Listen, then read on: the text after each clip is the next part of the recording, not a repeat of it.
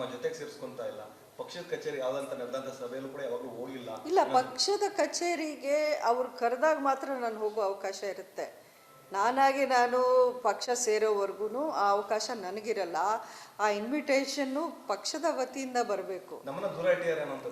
ಇಲ್ಲ, ಇದು may be ಅದು ಯಾರಾದರೂ ಹೇಳಿಸ್ತಿದಾರೋ ಏನೋ, ಇದರಲ್ಲಿ ಏನೋ ಗೊಂದಲ ನನಗೆ ಗೊತ್ತಿಲ್ಲ.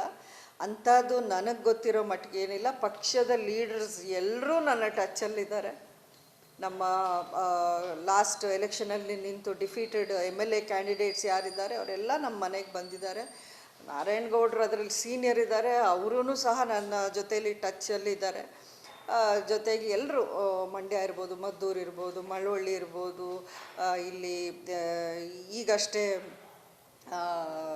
ಜಿಲ್ಲೆಯ ಅಧ್ಯಕ್ಷರಾಗಿರೋಂಥ ಇಂದ್ರೇಶ್ ಇರ್ಬೋದು, ಪ್ರತಿಯೊಬ್ಬರು ನನ್ನ ಜೊತೆಯಲ್ಲಿ ಟಚಲ್ಲಿದ್ದಾರೆ. ಆ ಥರದ್ದು ಏನೂ ಗೊಂದಲ ನಮ್ಮ ಮೈಂಡಲ್ಲಿಲ್ಲ. ಬಿಟ್ಟರೆ ಬೇರೆ ಕಡೆಯಿಂದ ಒಬ್ಬರದೋ ಇಬ್ಬರು ಈ ಥರ ವಾಯ್ಸ್ಗಳದ್ದು ಯಾರು ಮಾಡಿಸ್ತಾರೆ, ಏನಕ್ಕೆ ಮಾಡಿಸ್ತಾರೆ ಅನ್ನೋದು ಗೊತ್ತಿರೋ ವಿಚಾರ. ಅದ್ರ ಬಗ್ಗೆ ನಾನು ಅಷ್ಟು ಫೋಕಸ್ ಮಾಡೋಕ್ಕೆ ಹೋಗಲ್ಲ. BJPಲಿ ಇದೆ ಅಂತ ನಾನು ಹೇಳಲ್ಲ. ಅದು ಎಲ್ಲ ಪಕ್ಷದಲ್ಲೂ ನಡೆಯುತ್ತೆ. ಇದು ಷಡ್ಯಂತ್ರ ಅನ್ನೋದು ತುಂಬ ದೊಡ್ಡ ಮಾತಾಗುತ್ತೆ. ಇದೆಲ್ಲ ಸಣ್ಣ ಪುಟ್ಟ ಒಂದು ಇರಿಟೇಷನ್ಗಳು ಇದ್ದೇ ಇರುತ್ತೆ. ಅದರಲ್ಲಿ ಏನು ಪ್ರಾಬ್ಲಮ್ ಆಗುವಂಥದ್ದು ಏನಿಲ್ಲ.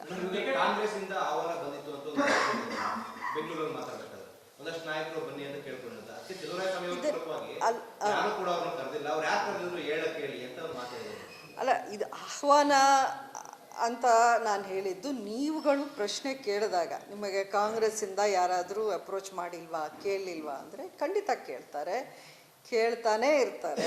ಯಾಕೆಂದರೆ ನಮಗೆಲ್ಲರೂ ಪರಿಚಯ ಇರೋರೇ. ಅಲ್ಲಿ ಅಂಬರೀಷ್ ಅವರು 25-30 ವರ್ಷಗಳು ಇದ್ದಂಥ ಪಕ್ಷದಲ್ಲಿ ನಮಗೆಲ್ಲರೂ ಗೊತ್ತಿರೋರೆ. ಈಗ ಒಂದು ಕಡೆ ಸಿಕ್ಕಿದಾಗ, ಒಂದು ಸಭೆಯಲ್ಲಿ ಸಿಕ್ಕಿದಾಗ, ಇನ್ನೊಂದು ಕಡೆ ಒಂದು ಮದುವೆಯಲ್ಲಿ ಸಿಕ್ಕಿದಾಗ ಖಂಡಿತ ಕೇಳ್ತಾರೆ, ನೀವು ನಮ್ಮ ಪಕ್ಷ ಯಾಕೆ ಸೇರಬಾರ್ದು. ಅದನ್ನು ನೀವು ಅಫಿಷಿಯಲ್ ಆಹ್ವಾನ ಅಂತ ಹೇಳೋಕ್ಕೇನು ನಾನು ಹೋಗಲ್ಲ. ಅದನ್ನು ಆ ರೀತಿ ಬಿಂಬಿಸೋಕ್ಕೂ ನಾನು ಪ್ರಯತ್ನ ಮಾಡಿಲ್ಲ. ಕ್ಯಾಶುವಲಿ, ಇನ್ಫಾರ್ಮಲಿ ಅವ್ರು ಮೀಟ್ ಮಾಡಿದಾಗ ಖಂಡಿತ ಕೇಳ್ತಾನೆ ಇರ್ತಾರೆ. ಅವ್ರ ಹೆಸರುಗಳನ್ನ ನಾನೀಗ ಹೇಳಿಬಿಟ್ಟು ಯಾರನ್ನೋ ಒಂದು ಇಕ್ಕಟ್ಟಿಗೆ ಅಥವಾ ಒಂದು ಮುಜುಗರ ಆಗುವಂಥ ಇದರಲ್ಲಿ ಮಾಡೋಕ್ಕೆ ನನಗೆ ಇಷ್ಟ ಇಲ್ಲ.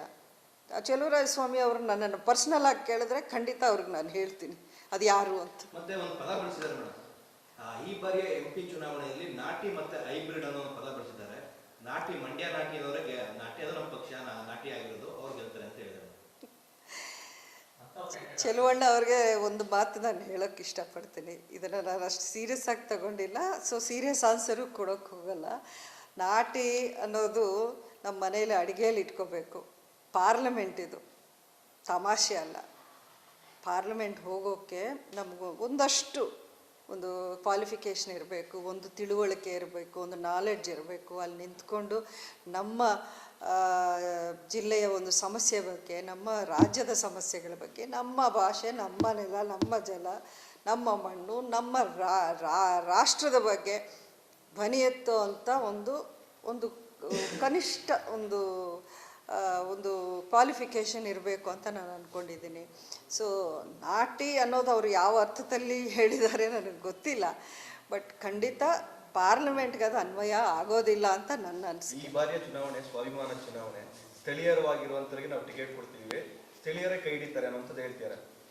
ಅಲ್ಲ, ಅವ್ರ ಪಕ್ಷ, ಅವ್ರ ತೀರ್ಮಾನ, ಅವ್ರು ಯಾರಿಗೆ ಕೊಟ್ಟರೋ, ಯಾರಿಗೆ ಕೊಡ್ತಾರೆ, ಯಾರು ಅನ್ನೋದು ಅವ್ರಿಗೆ ಬಿಟ್ಟು ವಿಚಾರ. ಬಟ್ ಯಾರು ಗೆಲ್ತಾರೆ ಅಂತ ಯಾರು ಹೇಳೋಕ್ಕಾಗಲ್ಲ, ಅದು ಜನಕ್ಕೆ ಬಿಟ್ಟು ವಿಚಾರ. ಈಗ ನಾವು ಪಕ್ಷದಲ್ಲಿ ನಿರ್ಧಾರ ತಗೊಂಡು ನಾವು ಕ್ಯಾಂಡಿಡೇಟ್ಗೆ, ಅದು ಪಕ್ಷದ ಲೀಡರ್ಸ್ಗೆ ಬಿಟ್ಟ ವಿಚಾರ. ಸ್ವಾಭಿಮಾನ ಚುನಾವಣೆ ಅಂತಂದು ಕೂಡ ಬಳಸಿದ್ದಾರೆ ಮೇಡಮ್. ಈ ಬಾರಿಯ ಚುನಾವಣೆ ಸ್ವಾಭಿಮಾನ ಚುನಾವಣೆ ಅಂತ ಬಿಟ್ಟು ನಾವು ಪದ ತುಂಬ ಟ್ರೆಂಡ್ ಆಗಿಬಿಟ್ಟಿದೆ ಕಳೆದ ಎಲೆಕ್ಷನಿಂದ. ಒಳ್ಳೇದು ತಾನೆ.